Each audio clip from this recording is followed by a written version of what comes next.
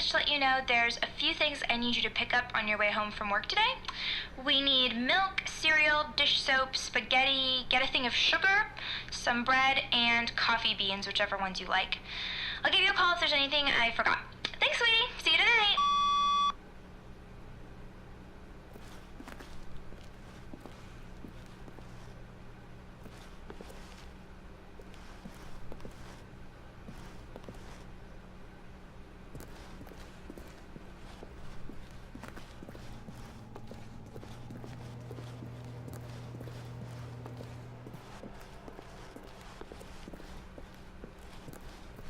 When Stanley came to a set of 2 open doors, he entered This was not the correct way to the meeting room, and Stanley knew it perfectly well. Perhaps he wanted to stop by the employee lounge first, just to admire it. The lounge was sublime, a work of art.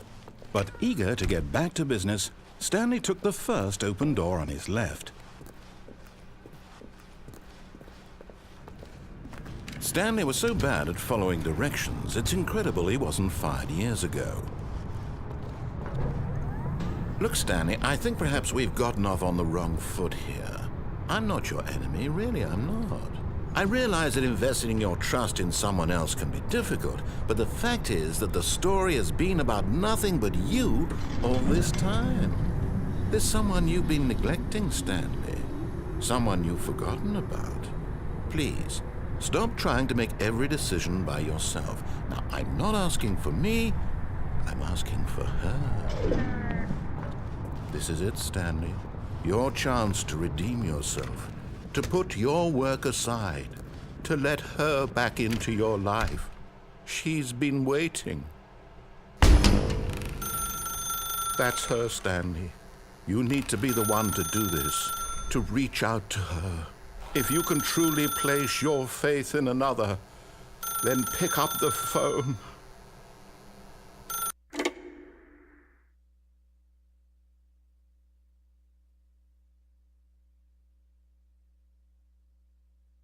Oh, Stanley, is that you? Hold on, sweetie. Sorry to keep you waiting. I'm just pulling the bread out of the oven. All right. Okay, there we go. All right, now, I want you to come in and tell me all about your day. Gotcha! Oh, come on. Did you actually think you had a loving wife who'd want to commit their life to you? I'm trying to make a point here, Stanley. I'm trying to get you to see something. Come inside. Let me show you what's really going on here.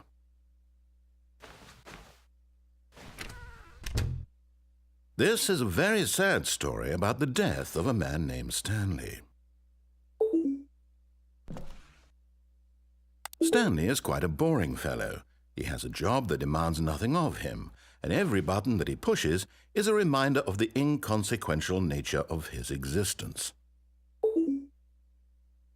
Look at him there, pushing buttons, doing exactly what he's told to do.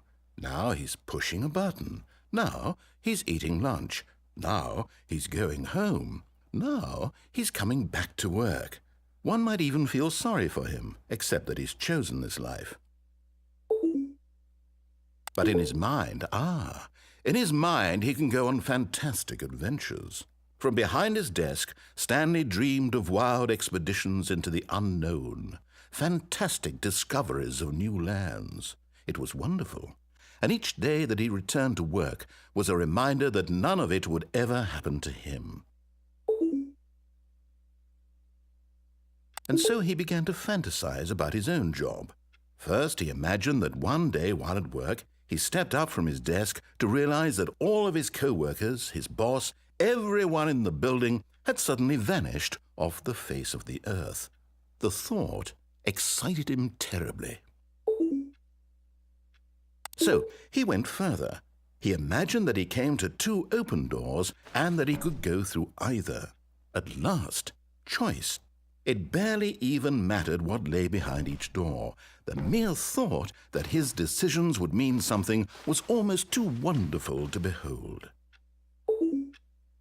As he wandered through this fantasy world, he began to fill it with many possible paths and destinations. Down one path lay an enormous round room with monitors and mind controls. And down another was a yellow line that weaved in many directions, and down another was a game with a baby. And he called it the Stanley Parable.